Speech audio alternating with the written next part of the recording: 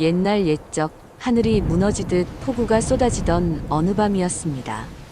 경상도 어느 고을에서 한 사내가 맨발로 쫓겨나고 있었지요. 번개가 하늘을 찢어발기고 천둥이 산을 울릴 때마다 사람들이 던지는 돌멩이가 사내의 등짝에 박혔습니다. 사내는 피를 흘리면서도 뒤를 돌아보았지요. 번개 불빛이 세상을 환히 밝히는 그 찰나, 마을 어귀에 서서 팔짱을 낀 채 비웃는 자의 얼굴이 또렷이 보였기 때문이었습니다. 그 비웃음이 돌쇠의 가슴에 불도장처럼 찍혔지요. 아랑야담에 오신 여러분 환영합니다. 구독과 좋아요 눌러주세요. 오늘의 야담 시작합니다. 그 사내의 이름은 돌쇠. 태어날 때부터 말을 하지 못하는 벙어리 머슴이었습니다. 빗물과 피가 뒤섞여 흘러내리는 얼굴로 돌쇠는 어둠 속으로 걸어 들어갔고 사람들은 그가 산짐승에게 물려 죽으리라 생각했지요. 그 골짜기는 호랑이가 나온다는 소문이 파다한 곳이었고 사람의 발길이 끊긴 지 오래였기 때문이었습니다. 누구도 돌쇠가 살아남으리라 생각하지 않았지요. 그러나 돌쇠는 죽지 않았습니다. 오히려 3년 뒤 그는 이 마을로 다시 돌아오게 됩니다. 이것은 말하지 못하는 자가 어떻게 가장 큰 진실을 밝히게 되었는지에 대한 이야기입니다. 말 한마디 못하는 벙어리가 어떻게 거짓으로 가득 찬 세상을 뒤집어 놓았는지, 침묵이 어떻게 수많은 말보다 강한 힘을 가지게 되었는지에 대한 이야기이지요. 그로부터 3년 전으로 돌아가 보겠습니다. 3년 전 돌쇠는 고을에서 가장 큰 부잣집인 최대감 댁에서 머슴살이를 하고 있었습니다. 새벽녘 닭이 울기도 전에 일어나 마당을 쓸고 해가 중천에 떠오르면 땔감을 패고 해가 기울면 외양간을 치우는 것이 돌쇠의 하루였지요. 겨울이면 손이 갈라져 피가 맺혔고 여름이면 등짝에 땀띠가 올라 밤새 긁어대야 했습니다. 태어날 때부터 혀가 굳어 한마디도 내뱉지 못했기에 사람들은 돌쇠를 바보라 여겼지요. 아이들은 흙덩이를 던지며 벙어리 흉내를 냈고 어른들은 그를 사람 취급조차 하지 않았습니다. 밥을 줄 때도 개 밥그릇에 담아 마당에 던져주기 일쑤였지요. 그러나 돌쇠에게는 아무도 모르는 남다른 버릇이 하나 있었습니다. 사람들이 말을 할 때 돌쇠는 그 입술이 아니라 눈을 바라보았지요. 누군가 화를 내며 소리를 질러도 돌쇠는 그 목소리보다 상대의 손끝이 어디를 향하는지, 어깨가 얼마나 굳어 있는지, 발이 어느 쪽으로 돌아가 있는지를 먼저 살폈습니다. 말을 할 수 없으니 말 대신 다른 것을 보게 된 것이지요. 그래서 돌쇠는 알고 있었습니다. 주인 영감이 오늘 품삯을 올려 주마할 때 눈이 왼쪽으로 흘러가면 그 말은 거짓이라는 것을, 마님이 내가 고생이 많다 할 때 입꼬리만 올라가고 눈은 웃지 않으면 그것은 빈말이라는 것을 말이지요. 특히 대감댁 마름인 박서방을 볼 때면 돌쇠의 눈은 더욱 날카로워졌습니다. 박서방은 입으로는 늘 대감께 충성한다느니 마을을 위한다느니 하는 말만 했으나 그 오른손은 무언가를 숨기려는 듯 늘 옷자락 속을 더듬었고 눈동자는 대감이 안 볼 때마다 곡간 쪽을 훔쳐보곤 했습니다. 돌쇠는 그것이 무엇을 뜻하는지 아직 확신할 수 없었으나 좋지 않은 것임은 분명했지요. 그 무렵 대감댁에는 만득이라는 소장농이 드나들곤 했습니다. 만득이는 마을에서 가장 가난한 농부였으나 마음만은 누구보다 따뜻한 사람이었지요. 다른 사람들이 돌쇠를 발로 걷어차며 지나갈 때 만득이만은 돌쇠의 어깨를 두드리며 말없이 주먹밥을 건네곤 했습니다. 처음에 돌쇠는 그것이 무슨 뜻인지 몰라 멍하니 서 있었지요. 누군가 자신에게 친절을 베푸는 일이 처음이었기 때문이었습니다. 자네는 말을 못하니까 오히려 마음이 깨끗한 것 같네. 말이란 게 때로는 독이 되기도 하거든.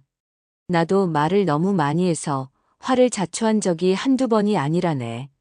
만드기가 그렇게 말하며 웃을 때면 돌쇠는 고개를 숙여 깊은 고마움을 표했지요. 세상에서 유일하게 자신을 사람으로 대해주는 이가 바로 만드기였기 때문이었습니다. 만드기가 소장료 때문에 대감에게 꾸지람을 듣고 풀이 죽어 나올 때면 돌쇠는 물 한 바가지를 떠다 주며 위로했지요. 둘은 말이 통하지 않아도 마음이 통하는 사이가 되어갔습니다. 돌쇠의 품속에는 언제나 작은 조약돌 하나가 들어 있었습니다. 세상에서 유일하게 돌쇠를 사랑해 주었던 어머니가 돌아가시기 전 쥐어준 것이었지요. 어머니는 가느다란 목소리로 말했습니다. 내가 말을 못해도 이 돌처럼 단단하게 살아라. 돌은 말이 없어도 1000년을 버티지 않느냐고요. 돌쇠는 외롭거나 서러울 때마다 그 조약돌을 꺼내 만지작거리며 마음을 다잡곤 했습니다. 차갑고 단단한 그 감촉이 어머니의 손길처럼 느껴졌기 때문이지요. 그해 가을 대감댁 곳간에서 이상한 일이 벌어졌습니다. 추수가 끝나고 곳간에 가득 쌓아두었던 곡식이 하룻밤 사이에 절반이나 사라진 것이지요. 자물쇠는 멀쩡했고 담장을 넘은 흔적도 없었습니다. 쥐가 먹기에는 양이 너무 많았고 사람이 들었다면 흔적이 남았어야 했지요. 사람들은 저마다 고개를 갸웃거리며 수군거리기 시작했습니다. 도깨비 소행이라느니 귀신이 들었다느니 산짐승이 담을 넘었다느니 하는 말들이 오갔으나 마른 박서방이 앞으로 나서며 큰 소리로 외쳤습니다. 곳간 옆 헛간에서 자는 놈이 누구더라. 매일 밤 곳간을 지척에 두고 자는 놈이 말이오. 그놈이 아니고서야 대체 누가 이 짓을 할 수 있겠소. 그 말에 사람들의 눈빛이 일제히 돌쇠를 향했지요. 돌쇠는 무슨 일인지도 모른 채 멍하니 서 있었으나 이내 무리가 자신을 애워싸며 다그치기 시작하자 그제야 상황을 알아차렸습니다. 사람들은 돌쇠의 멱살을 잡고 흔들었고 어떤 이는 뺨을 때리며 실토하라고 소리쳤지요. 그 순간 돌쇠의 눈은 엉뚱한 곳을 바라보고 있었습니다. 무리 맨 앞에서 가장 크게 소리치는 박서방의 손이었지요. 박서방은 입으로는 저놈을 당장 관가에 끌고 가야 한다고 외쳤으나 그 오른손은 미세하게 떨리고 있었습니다. 눈동자는 돌쇠가 아니라 연신곡간 쪽을 훔쳐보았고 발은 한 발짝 뒤로 빠져 있었지요. 게다가 며칠 전에는 없던 긁힌 상처가 손등에 나 있었습니다. 곡간 자물쇠를 열다가 긁힌 듯한 상처였지요. 돌쇠는 그 순간 모든 것을 알아차렸습니다. 곡식을 빼돌린 자가 누구인지, 그 자가 왜 가장 크게 소리를 지르는지를 말이지요. 범인은 따로 있었습니다. 돌쇠는 박서방을 가리키려 손을 들었습니다. 그러나 그 손은 허공에서 멈추고 말았지요. 입을 열어 한마디만 할 수 있다면 저 떨리는 손과 훔쳐보는 눈을 가리키며 진실을 말할 수 있다면 얼마나 좋을까 하고 돌쇠는 속으로 울부짖었습니다. 그러나 목구멍에서는 거친 숨소리만 새어나왔을 뿐 어떤 말도 되어 나오지 않았지요. 돌쇠는 손짓 발짓으로 무언가를 설명하려 했으나 사람들은 그것을 발악으로 여겼습니다. 저놈 봐라, 들킬까봐 발버둥을 치는구나. 누군가 그렇게 외치자 사람들은 더욱 거칠어졌지요. 결국 돌쇠는 도둑으로 몰려 쫓겨나게 되었습니다. 하필 그날 밤 하늘에서는 장대비가 쏟아지기 시작했지요. 번개가 치고 천둥이 울렸으나 사람들은 아랑곳하지 않고 돌쇠의 등을 몽둥이로 내리쳤습니다. 피와 빗물이 뒤섞여 흘러내렸고 옷은 찢어져 누더기가 되었지요. 만드기가 달려와 말렸으나 오히려 함께 밀쳐졌습니다. 이 사람은 도둑이 아니오. 내가 아는 돌쇠는 그런 사람이 아니란 말이오. 만드기가 외쳤으나 아무도 귀 기울이지 않았지요. 돌쇠는 그런 만드기를 향해 고개를 숙여 인사했습니다. 고맙다는 뜻이었지요. 쫓겨나면서도 돌쇠는 뒤를 돌아보았습니다. 박서방이 마을 어귀에 서서 팔짱을 낀 채 빙그레 웃고 있는 것이 번개빛에 또렷이 비쳤기 때문이었습니다. 그 비웃음을 가슴에 새기며 돌쇠는 품속의 조약돌을 꼭 쥐었습니다. 차갑고 단단한 그 감촉이 분노를 다잡아 주었지요. 언젠가 반드시 진실을 밝히리라. 돌쇠는 이를 악물며 호랑이가 나온다는 그 어둠 속으로 걸어 들어갔습니다. 빗줄기가 돌쇠의 온몸을 때렸습니다. 차가운 빗물이 상처 속으로 스며들어 온몸이 쑤시고 아팠지요. 그러나 돌쇠는 걸음을 멈추지 않았습니다. 멈추면 쓰러질 것 같았고, 쓰러지면 다시는 일어나지 못할 것 같았기 때문이지요. 나는 도둑이 아니다. 나는 죄가 없다. 돌쇠는 그 말을 속으로 수없이 되뇌었습니다. 입으로 말할 수 없으니 마음속으로 외치는 수밖에 없었지요. 언젠가 반드시 진실을 밝히겠다고 돌쇠는 하늘을 향해 맹세했습니다. 번개가 다시 한번 하늘을 갈랐습니다. 그 빛에 산속으로 향하는 좁은 길이 보였지요. 사람들이 호랑이가 나온다며 두려워하는 그 길이었습니다. 그러나 돌쇠에게 그것은 두려움의 길이 아니라 희망의 길이었습니다. 적어도 그곳에서는 누명을 씌우는 자도 돌을 던지는 자도 없을 테니까요. 사흘 동안 아무것도 먹지 못한 채 산속을 헤매던 돌쇠는 쓰러지기 직전이었습니다. 비에 젖은 몸은 얼음장처럼 차가웠고 맞은 곳마다 골마 터져 고름이 흘러내렸지요. 배에서는 쥐가 우는 듯한 소리가 났고 다리는 휘청거려 제대로 서 있을 수조차 없었습니다. 굶주림에 눈앞이 흐려지고 다리에 힘이 풀려 더 이상 한 발자국도 내디딜 수 없게 되었을 때 돌쇠는 사람의 발길이 끊긴 깊은 골짜기에서 허름한 움막 하나를 발견하였습니다. 마을 사람들은 이 골짜기에 산짐승이 나온다며 절대 들어가지 않는다 했지요. 호랑이에게 물려간 사람이 한둘이 아니라는 소문이 파다했습니다. 그러나 돌쇠에게는 달리 선택의 여지가 없었지요. 여기서 죽으나 저기서 죽으나 마찬가지라면 차라리 비를 피할 수 있는 곳에서 눈을 감고 싶었습니다. 기어가다시피 움막에 다가가자 안에서 백발이 성성한 노인 하나가 고개를 내밀었습니다. 노인의 얼굴에는 주름이 깊게 패여 있었고 등은 굽어 있었지요. 그러나 그 눈빛만은 깊은 샘물처럼 맑고 형형하게 빛났습니다. 손에는 붓 대신 마른 나뭇가지를 쥐고 있었지요. 사람이로구나. 그것도 말 못하는 사람이. 노인은 돌쇠의 손짓만 보고도 단번에 알아차렸습니다. 노인은 쓰러진 돌쇠를 움막 안으로 끌어들여 젖은 옷을 벗기고 상처를 깨끗이 씻어낸 뒤 죽을 끓여 먹였습니다. 돌쇠는 죽을 먹으며 눈물을 흘렸지요. 이렇게 따뜻한 것을 먹어본 것이 얼마 만인지 기억조차 나지 않았기 때문이었습니다. 그 노인은 한때 고을 관아에서 기록을 다루던 설이었습니다. 벼슬아치의 비리를 문서에 남겼다가 혀가 잘릴 뻔한 뒤로 이 산속에 숨어 살고 있었지요. 세상이 두려워 도망친 것이었습니다. 나도 진실을 말했다가 쫓겨난 몸이다. 이 산속에서 10년을 살았느니라. 처음에는 세상이 원망스러웠지. 진실을 말했는데 왜 내가 벌을 받아야 하느냐고 하늘을 원망했다. 그러나 세월이 흐르며 깨달았느니라. 내가 두려워서 끝까지 싸우지 못했다는 것을. 도망친 것은 세상이 아니라 바로 나 자신이었다는 것을. 내 사정은 묻지 않으마 다만 여기 있고 싶으면 있거라. 노인은 먼 산을 바라보며 한숨을 내쉬었습니다.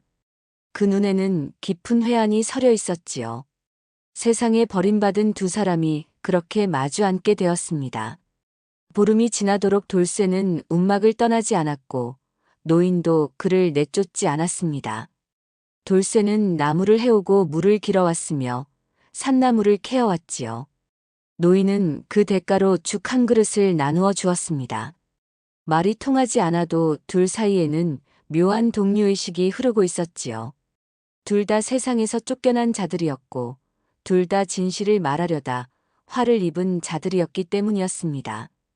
어느 날 저녁 노인이 모닥불 앞에서 옛 송사 이야기를 늘어놓았습니다. 옛날에 억울하게 죄를 뒤집어 쓴 농부가 있었느니라. 진범은 따로 있었으나 증거가 없어 끝내 억울한 죽음을 맞이했지. 내가 그 송사의 기록을 담당했었다. 거짓 증인의 말이 어긋난다는 것을 알았으나 증명할 방법이 없었느니라. 그 이야기를 듣던 돌쇠가 갑자기 품에서 조약돌을 꺼냈습니다. 그리고 땅바닥에 그것을 중심으로 놓더니 주변의 돌멩이들을 주워 사람 형상처럼 배열하기 시작했지요. 노인이 고개를 갸웃거리며 지켜보았습니다. 돌쇠는 한 돌멩이의 위치를 살짝 틀어놓았습니다. 그것은 노인이 방금 이야기한 송사에서 거짓 증언을 한 자의 위치였지요. 증인이 말한 것과 실제 있었던 자리가 다르다는 것을 돌쇠는 그림으로 보여준 것이었습니다. 증인은 북쪽에서 보았다고 했으나 그 위치에서는 범행 장소가 보이지 않는다는 것을 돌쇠는 돌멩이 배열로 나타낸 것이지요. 노인의 눈이 번쩍 뜨였습니다. 내 놈, 귀로 듣고 눈으로 읽는구나. 말을 못하니 오히려 더 많이 보이는 것이로다. 대단하구나, 대단해. 그날 밤 노인은 처음으로 돌쇠의 눈을 오래도록 들여다보았습니다. 한참을 그렇게 바라보던 노인이 천천히 입을 열었지요. 좋다. 내가 너에게 말없이 진실을 밝히는 법을 가르쳐 주마. 내가 입으로 말을 못하니 다른 방법으로 말하는 법을 익혀야 할 것이다. 그 뒤로 노인은 돌쇠에게 이상한 것들을 가르치기 시작했습니다.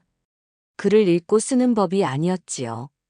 돌멩이를 늘어놓아 사건의 순서를 표시하는 법, 나뭇가지의 방향으로 사람의 움직임을 나타내는 법, 땅에 그은 선의 굵기로 힘의 세기를 보여주는 법, 돌멩이 사이의 거리로 시간의 흐름을 나타내는 법이었습니다. 말이란 것은 거짓을 담기 쉬우나 몸과 흔적은 거짓말을 못하느니라. 사람은 입으로는 아니라 하면서 고개를 끄덕이기도 하고 모른다 하면서 아는 쪽을 쳐다보기도 한다. 내가 보는 것을 기록으로 남기면 그것이 곧 증거가 된다. 노인은 일부러 거짓말을 하며 돌쇠를 시험했습니다. 나는 어젯밤 한숨도 자지 않았느니라. 그러나 노인의 눈 밑에는 푹 잔 사람의 편안함이 있었고 하품을 참는 기색도 없었지요. 돌쇠는 그것을 알아차리고 고개를 가로저었습니다. 노인이 빙그레 웃었지요. 옳거니. 내 눈은 속지 않는구나. 어머니의 조약돌은 언제나 배열의 중심에 놓였습니다. 돌쇠에게 있어 그것은 진실의 기준점이었지요. 그 돌이 내 어미의 것이라 했느냐? 좋구나. 진실을 찾을 때는 마음의 중심이 필요한 법이니라. 그 돌을 잃지 말거라. 노인은 돌쇠에게 또 다른 것도 가르쳐 주었습니다. 범행 현장을 재구성하는 법, 발자국의 깊이로 체중을 가늠하는 법, 핏자국의 방향으로 범인의 움직임을 추적하는 법이었지요. 세상의 모든 것은 흔적을 남긴다. 사람의 거짓말도 반드시 흔적을 남기느니라. 내가 그 흔적을 읽을 수만 있다면 말을 못해도 진실을 밝힐 수 있다. 돌쇠는 밤낮으로 연습했습니다. 노인이 일부러 남긴 흔적을 찾아내고 노인의 거짓말을 간파하는 연습을 반복했지요. 처음에는 열에 둘셋을 마치는 정도였으나 달이 지나고 해가 바뀌자 열에 9은 마치게 되었습니다. 이제 내 눈은 거짓을 꿰뚫는 눈이 되었구나. 노인이 흐뭇하게 웃었지요. 한 해가 지나고 또 한 해가 지났습니다. 노인의 가르침은 날이 갈수록 깊어졌고 돌쇠의 눈은 날이 갈수록 날카로워졌지요. 어느 날 노인이 물었습니다. 사람이 거짓을 말할 때 가장 먼저 배신하는 것이 무엇이더냐? 돌쇠는 망설임 없이 자신의 눈을 가리켰습니다. 노인이 만족스럽게 고개를 끄덕였지요. 그렇다. 눈은 거짓말을 못한다. 진실을 말하는 자는 상대의 눈을 똑바로 바라보지만 거짓을 말하는 자는 눈이 흔들리느니라. 위를 보면 무언가를 지어내는 것이고 아래를 보면 무언가를 숨기는 것이다. 허나 눈만으로는 부족하니라.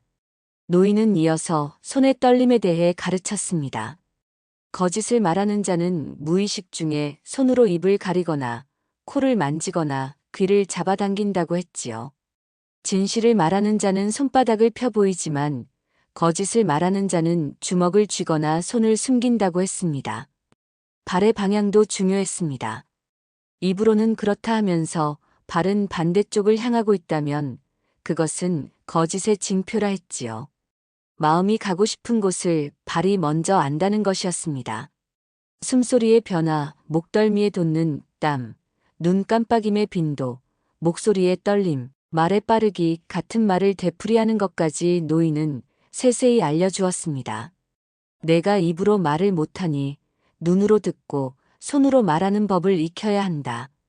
언젠가 그것이 너를 살리고 남도 살리게 될 것이다.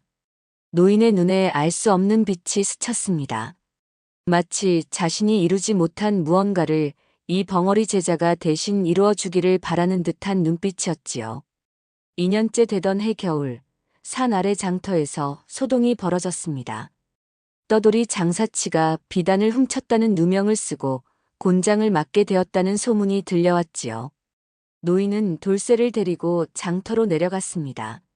사람들이 빙 둘러선 가운데 떠돌이는 결박당한 채 억울하다며 울부짖었고 그를 고발한 포목상은 자신만만하게 팔짱을 끼고 서 있었습니다. 저놈이 내 가게에 들어왔다가 나간 뒤에 비단이 사라졌소. 저놈이 아니면 누가 가져갔겠소. 포목상이 큰 소리로 외쳤지요. 사람들은 고개를 끄덕이며 떠돌이를 욕했습니다. 그러나 돌쇠는 그 포목상의 눈을 보았습니다. 눈동자가 위를 향했다가 왼쪽으로 흘렀고 오른손은 연신 허벅지를 두드리고 있었지요. 게다가 포목상의 발은 떠돌이가 아니라 자기 가게 쪽을 향하고 있었습니다. 무언가를 숨겨둔 곳을 무의식 중에 신경 쓰고 있는 것이지요. 돌쇠는 재빨리 땅바닥에 돌멩이들을 늘어놓았습니다. 중심에는 어머니의 조약돌을 놓고 그 주위로 사건의 흐름을 배열했지요. 노인이 그 배열을 유심히 살피더니 사람들 앞에서 큰 소리로 말했습니다. 이 포목상의 창고 안쪽 항아리를 뒤져보시오. 비단이 거기 숨겨져 있을 것이오. 스스로 비단을 숨겨놓고 저 떠돌이에게 죄를 덮어 씌워 값을 떼어 먹으려는 속셈이요. 사람들이 웅성거리며 창고를 뒤졌고 과연 항아리 속에서 비단이 나왔습니다. 포목상의 얼굴이 하얗게 질렸지요. 떠돌이는 풀려났고 포목상은 대신 끌려갔습니다. 돌쇠는 그날 처음으로 자신의 침묵이 누군가를 구할 수 있다는 것을 깨달았습니다. 가슴속에서 뜨거운 무언가가 솟아올랐지요. 말을 못해도 진실을 밝힐 수 있다는 것, 그것이 돌쇠에게는 새로운 희망이었습니다. 떠돌이가 돌쇠에게 엎드려 절을 올리며 눈물을 흘렸습니다. 은인이시여, 은인. 이 은혜는 평생 잊지 않겠습니다. 돌쇠는 손을 저으며 떠돌이를 일으켜 세웠지요. 자신도 언젠가 이렇게 억울한 누명을 쓴 적이 있었기에 그 마음을 누구보다 잘 알았습니다. 산으로 돌아오는 길에 노인이 말했습니다. 오늘 내가 한 일은 작은 일이다. 그러나 작은 진실이 큰 거짓을 무너뜨리는 첫걸음이 되느니라. 잘했다, 제자야. 노인의 칭찬에 돌쇠는 고개를 숙였습니다. 그 눈에는 새로운 빛이 떠오르고 있었지요. 3년째 되던 해, 노인은 병석에 눕게 되었습니다. 기침이 잦아지고 몸이 야위어가는 것을 보며 돌쇠는 밤마다 잠을 이루지 못했지요.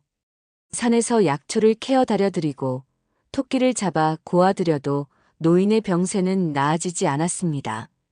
노인의 숨소리는 날이 갈수록 거칠어졌고 얼굴은 점점 헬쑥해져 갔지요. 어느 날 노인이 희미한 목소리로 돌쇠를 불렀습니다. 이제 내가 갈 때가 되었느니라. 돌쇠가 고개를 가로저었지요. 떠나지 않겠다는 뜻이었습니다. 그러나 노인은 단호했습니다. 산속에 숨어 있는 것은 배움이 아니라 도망이다. 나는 세상이 두려워 이 산속에 숨었느니라. 진실을 알면서도 밝히지 못하고 억울한 자를 알면서도 구하지 못했다. 그것이 내 한이니라. 노인은 떨리는 손으로 낡은 보자기 하나를 건넸습니다. 그 안에는 벼루와 먹 그리고 노인이 평생 기록해온 송사의 사례들이 담긴 책자가 들어있었지요. 노인이 평생을 바쳐 모은 것들이었습니다. 내 고을로 돌아가거라. 그곳에서 진실을 밝혀라. 그것이 내 한을 푸는 길이기도 하니라. 나 대신 내가 세상의 진실을 밝혀다오. 노인의 눈에 눈물이 고였습니다. 자신이 이루지 못한 것을 제자에게 부탁하는 스승의 눈물이었지요. 돌쇠도 눈물을 흘렸습니다. 말은 못해도 마음은 통하는 법이었지요. 돌쇠는 엎드려 큰 절을 3번 올렸습니다. 스승에 대한 감사, 그리고 반드시 그 뜻을 이루겠다는 맹세였지요. 울지 마라. 이별은 끝이 아니니라. 내가 진실을 밝힐 때마다 나는 내 곁에 있을 것이다. 노인이 떨리는 손으로 돌쇠의 머리를 쓰다듬었습니다. 아버지가 아들을 보내는 것 같은 따뜻하면서도 쓸쓸한 손길이었지요. 이튿날 새벽 해가 뜨기도 전에 돌쇠는 보자기를 등에 지고 산을 내려갔습니다. 뒤를 돌아보니 움막 앞에 노인이 서 있었지요.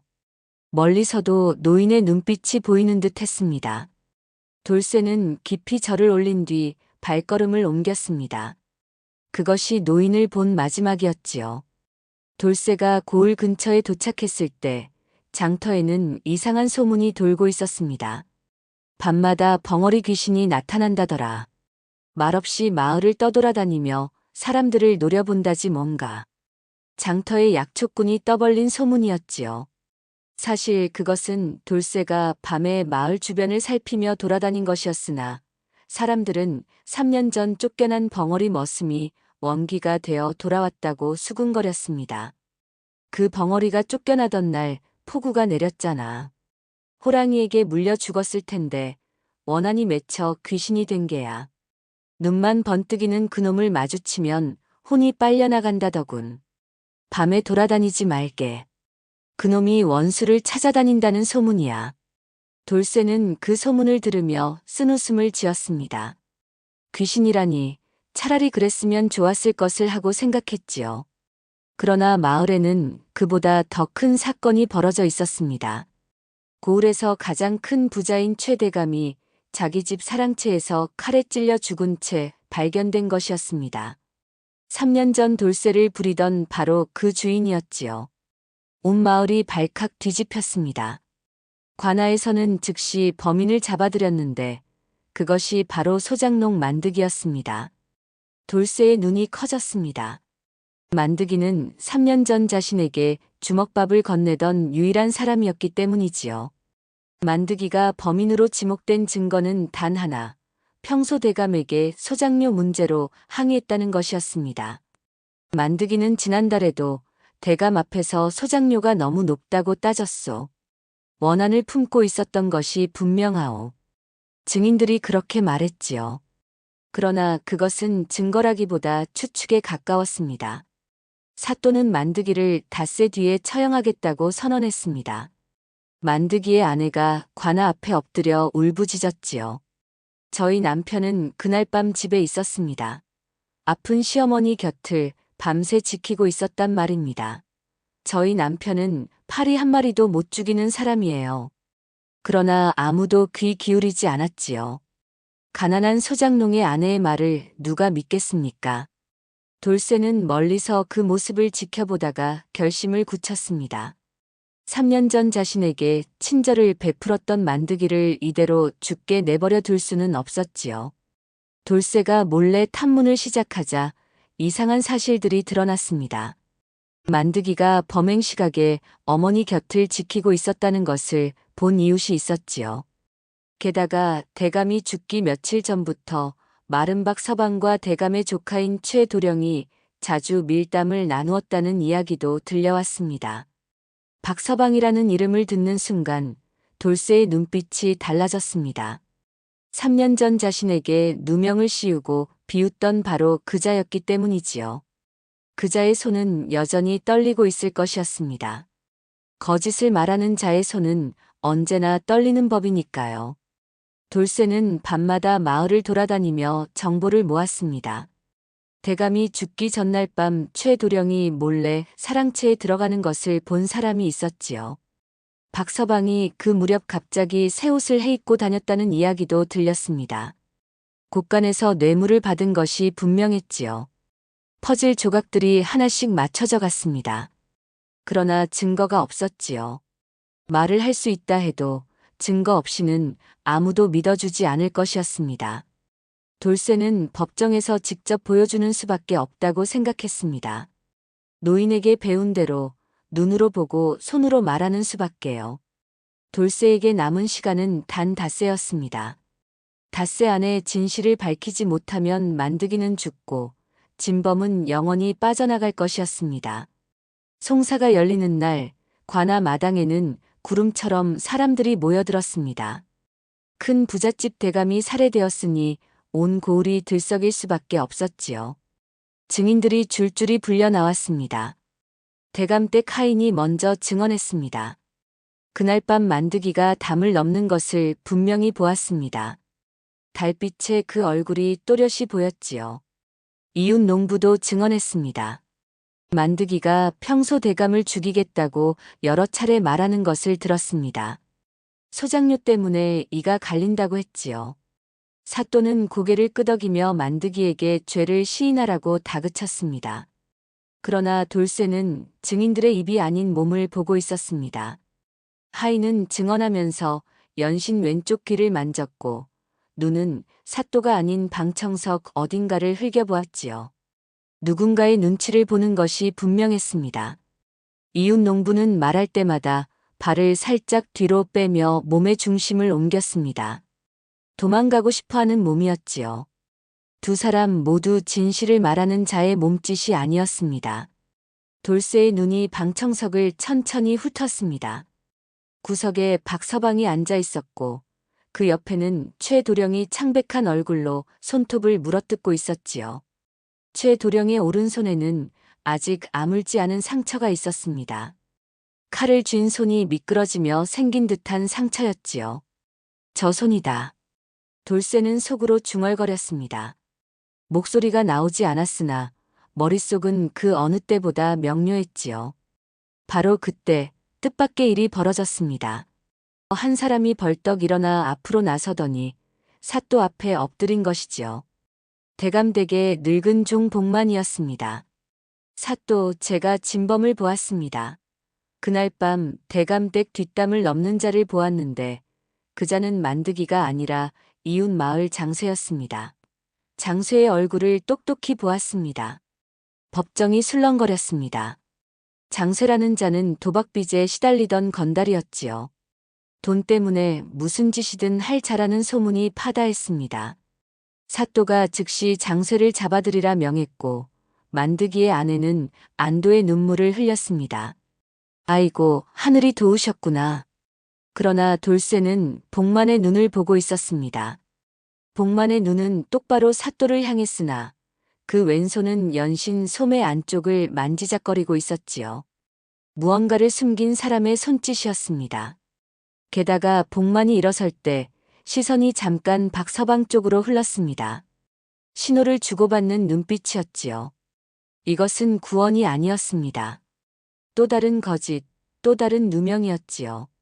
진범들이 엉뚱한 사람에게 죄를 덮어씌워 빠져나가려는 술책이었습니다. 만드기를 살리는 척하면서 장쇠를 희생시키려는 것이었지요. 돌쇠는 주먹을 불끈 쥐었습니다. 이대로 둘 수는 없었습니다. 장쇠가 끌려와 곤장을 맞으며 억울함을 호소하는 동안 돌쇠는 앞으로 걸어 나갔습니다. 저놈은 벙어리 귀신이다. 누군가 소리쳤고 사람들이 술렁거렸지요. 사람들이 뒤로 물러났습니다. 귀신을 무서워하는 것이었지요. 포졸들이 막으려 했으나 돌쇠는 아랑곳하지 않고 마당 한가운데에 무릎을 꿇었습니다. 스승님이라면 어떻게 하셨을까? 돌쇠는 잠시 눈을 감았습니다. 산속 움막에서 스승이 했던 말이 떠올랐지요. 진실을 알면서도 밝히지 못하고 억울한 자를 알면서도 구하지 못했다. 그것이 내 한이니라. 돌쇠는 천천히 품에서 돌멩이를 꺼내 바닥에 늘어놓기 시작했습니다. 중심에는 어머니의 조약돌을 놓았지요. 진실의 중심이었습니다. 그 주위로 돌멩이들을 배열하여 집의 형태를 만들고 나뭇가지로 사람의 움직임을 표시했습니다. 범행이 일어난 시각과 장소, 만드기의 집과 대감댁 사이의 거리, 장소의 집과 대감댁 사이의 거리, 그리고 진짜 범인이 움직인 경로까지 한눈에 알 수 있는 그림이 펼쳐졌지요. 사람들은 처음에는 비웃었으나 이내 그 배열이 무엇을 뜻하는지 알아차리기 시작했습니다. 사또가 자리에서 일어났습니다. 저것이 무슨 뜻이냐? 누가 읽어보아라. 관아의 아전이 앞으로 나와 배열을 살폈습니다. 한참을 들여다보던 아전이 고개를 들었지요. 사또, 이 배열이 사실이라면 만드기도 장쇠도 범인이 될 수 없습니다. 범행 시각에 두 사람의 집에서 대감댁까지 오가려면 날개가 없고서는 불가능합니다. 한 시진 안에 그 거리를 왕복하려면 말을 타고 달려도 힘듭니다. 그리고 이 배열에 따르면 진짜 범인은 대감댁 안에 있던 사람입니다. 법정이 얼어붙었습니다. 돌쇠는 천천히 일어나 방청석을 향해 걸어갔지요. 사람들이 갈라지며 길을 열었습니다. 벙어리 귀신을 무서워하는 것인지 아니면 그 눈빛에 압도된 것인지 알 수 없었지요. 돌쇠는 최도령 앞에 멈춰 섰습니다. 최도령의 얼굴이 창백해졌습니다. 눈동자가 미세하게 흔들렸고 목덜미에 땀이 송글송글 맺혔지요. 돌쇠는 그 오른손을 가리켰습니다. 저 벙어리가 무슨 짓이냐? 최도령이 벌떡 일어나며 소매로 손을 가렸습니다. 그러나 사또가 손을 보이라 명했고 최도령의 손등에 난 상처가 드러났지요. 그것은 나무를 베다가. 최도령이 말을 더듬는 사이 그의 손은 무의식 중에 칼을 휘두르는 동작을 그렸습니다. 찌르는 동작이었지요. 나무를 베는 동작이 아니라 사람을 찌르는 동작이었습니다. 돌쇠가 그것을 놓칠 리 없었지요. 돌쇠는 재빨리 그 동작을 따라하며 사람들에게 보여주었습니다. 순간 최도령의 얼굴이 일그러졌습니다. 품에서 은장도를 꺼내 돌쇠를 향해 달려들었지요. 이 벙어리 놈, 내가 뭘 안다고. 바로 그때 누군가 돌쇠 앞을 가로막았습니다. 만드기였습니다. 포박된 채로 몸을 날린 만드기의 어깨를 칼날이 깊이 베었고 붉은 피가 마당 위로 뚝뚝 떨어졌습니다. 만드기가 쓰러지며 신음을 토했지요. 만드기의 아내가 비명을 지르며 달려왔고 사람들은 숨을 죽인 채 그 광경을 지켜보았습니다. 돌쇠가 황급히 만드기를 부축했습니다. 만드기의 옷은 순식간에 피로 물들었고 얼굴은 창백해져 갔지요. 그러나 만드기는 오히려 미소를 지으며 말했습니다. 이 사람은 나를 살리려 했소. 3년 전 내가 준 주먹밥을 이렇게 갚으려 했소. 이 사람은 거짓을 말하지 않소. 저는 이 사람을 믿소. 만드기의 목소리가 점점 희미해졌습니다. 그러나 그 눈에는 확신이 담겨 있었지요. 말 못하는 벙어리를 위해 목숨을 건 사람. 그것이야말로 돌쇠의 증언이 진실이라는 것을 증명하는 것이었습니다. 법정이 정적에 휩싸였습니다. 누구도 입을 열지 못했지요. 말하지 못하는 자를 위해 목숨을 건 사람. 그것이야말로 돌쇠의 증언이 진실이라는 것을 증명하는 것이었지요. 포졸들이 최도령을 제압하고 도망치려던 박서방도 붙잡혔습니다. 박서방의 품을 뒤지자 대감의 도장과 땅 문서가 쏟아져 나왔지요. 3년 전 곡간에서 훔친 곡식을 판 돈으로 산 땅의 문서였습니다. 박서방은 버티다가 결국 무릎을 꿇고 모든 것을 털어놓기 시작했습니다. 최도령이 삼촌의 재산을 물려받기 위해 저에게 접근했습니다. 대감에게는 다른 상속자가 없으니 조카인 자신이 물려받아야 하는데 대감이 재혼하여 자식을 볼까봐 두려웠던 것이지요.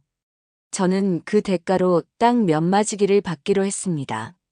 대감을 해치운 것도, 증인들을 매수한 것도, 만드기에게 누명을 씌운 것도, 장쇠를 끌어들인 것도 모두 저희의 소행입니다. 박서방은 울면서 고백했습니다. 3년 전 곡식을 빼돌린 것도 저였습니다. 그때 저 벙어리가 눈치를 챈 것 같아 먼저 손을 써서 쫓아낸 것이지요. 말을 못하니까 쉬울 줄 알았는데 저놈의 눈이 무서웠습니다. 사또가 돌쇠를 바라보았습니다. 내가 이 모든 것을 어찌 알았느냐?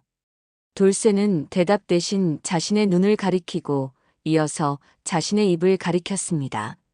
말하지 못하는 대신 보았다는 뜻이었지요. 사또가 천천히 고개를 끄덕였습니다.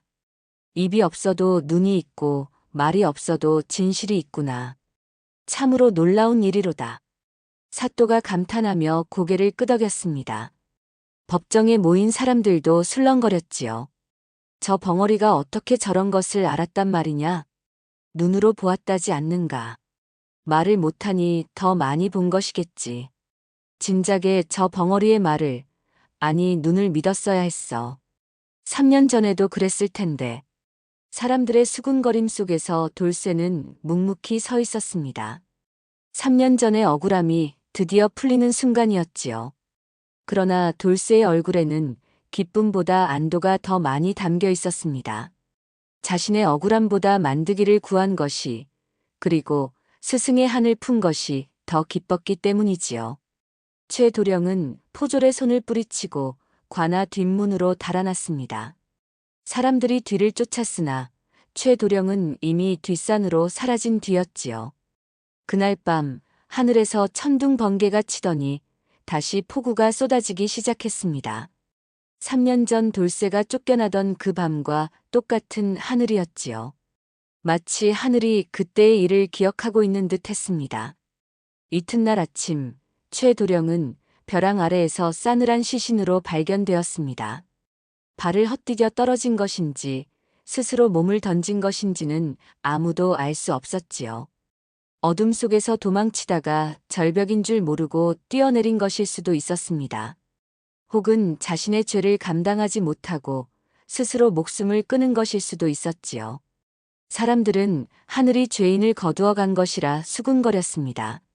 3년 전에는 죄 없는 자를 쫓아내더니 오늘은 죄 있는 자를 데려가는구나. 하늘은 속일 수 없는 법이야. 언젠가는 반드시 진실이 밝혀지는 거지. 저 벙어리가 없었으면 영영 모를 뻔했어. 하늘이 저 벙어리를 살려둔 데는 다 이유가 있었던 거야. 누군가 그렇게 중얼거렸습니다. 삼촌을 해치고 재산을 탐한 조카의 최후치고는 너무도 허망한 것이었지요. 그러나 그것이 바로 탐욕의 끝이었습니다. 박서방은 귀양을 가게 되었고 거짓 증언을 한 자들도 모두 벌을 받았습니다. 만드기는 치료를 받고 목숨을 건졌습니다. 어깨에 깊은 흉터가 남았으나 누명은 완전히 벗겨졌지요. 만드기는 병상에서 돌쇠의 손을 붙잡고 눈물을 흘렸습니다.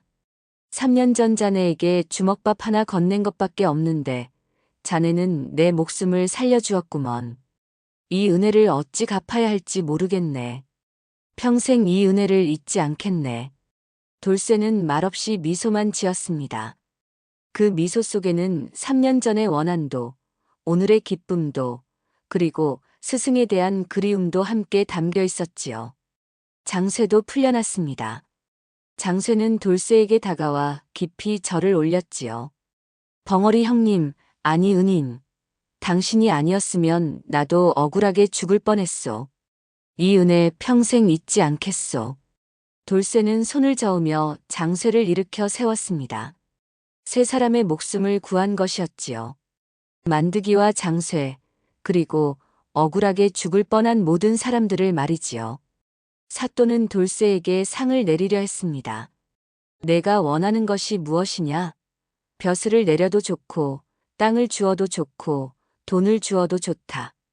무엇이든 말해보아라. 그러나 돌쇠는 손을 저으며 거절했지요.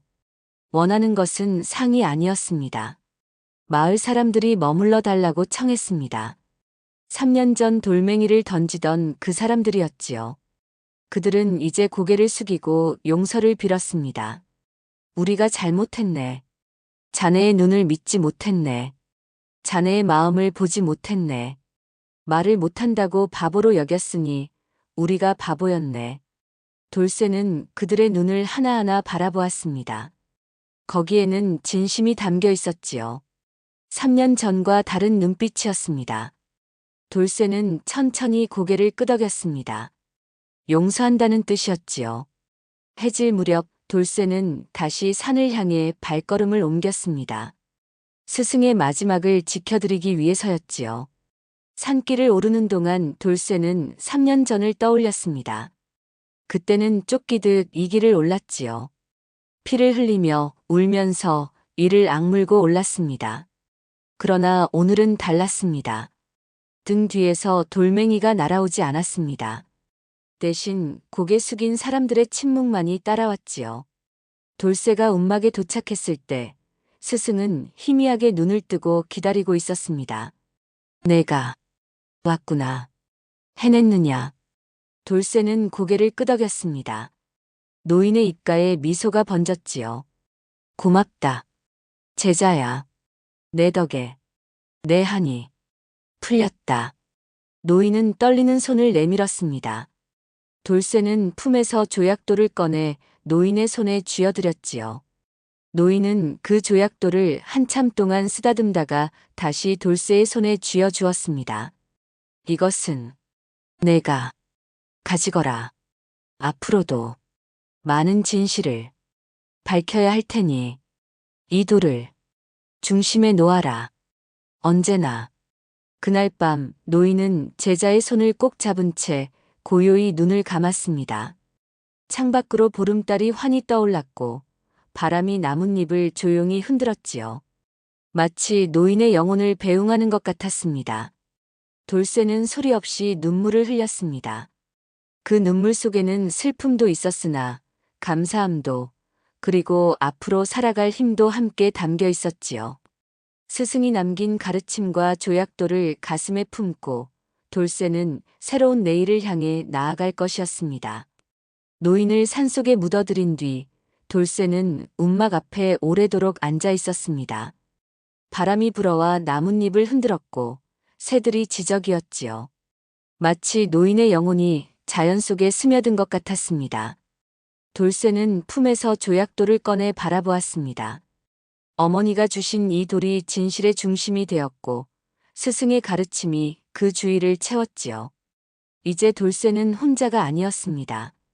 어머니의 사랑과 스승의 가르침이 함께하고 있었기 때문이지요. 며칠 뒤 돌쇠는 산을 내려왔습니다. 마을 사람들이 그를 맞이했지요. 더 이상 돌멩이를 던지는 이는 없었습니다. 사람들은 그를 존경의 눈빛으로 바라보았고 억울한 일이 생기면 돌쇠를 찾아왔습니다. 말 못하는 벙어리가 고을에서 가장 신뢰받는 사람이 된 것이지요. 돌쇠는 그 뒤로도 오랫동안 고을에 머물며 억울한 사람들을 도왔습니다. 그의 눈은 여전히 거짓을 꿰뚫었고 그의 손은 여전히 진실을 말했지요. 사람들은 그를 침묵의 판관이라 불렀습니다. 어머니의 조약돌은 언제나 돌쇠의 품속에 있었습니다. 진실의 중심이자 마음의 닻이었지요. 옛말에 눈은 마음의 창이라는 말이 있습니다. 입은 거짓을 말할 수 있으나 몸은 진실을 숨기지 못한다는 뜻이지요. 아무리 말을 잘해도 눈이 흔들리면 거짓이요. 아무리 말을 못해도 눈이 맑으면 진실인 법입니다. 말이 많을수록 진실에서 멀어지고 침묵 속에서 오히려 진실이 드러나는 법입니다. 가장 큰 소리로 떠드는 자가 가장 많은 것을 숨기고 있을 수 있으며 한마디도 하지 못하는 자가 가장 많은 것을 보고 있을 수 있다는 것을 우리는 이 이야기를 통해 배울 수 있지요. 세상은 말 잘하는 자의 것이라 하지만 때로는 침묵하는 자가 세상을 바꾸기도 합니다. 돌쇠가 그러했듯이 말이지요. 말을 못하는 것이 약점이 아니라 오히려 더 많은 것을 볼 수 있게 해주는 힘이 될 수도 있다는 것을 잊지 마시기 바랍니다. 시청해주셔서 감사합니다. 구독과 좋아요 감사합니다. 늘 행복한 하루 되세요.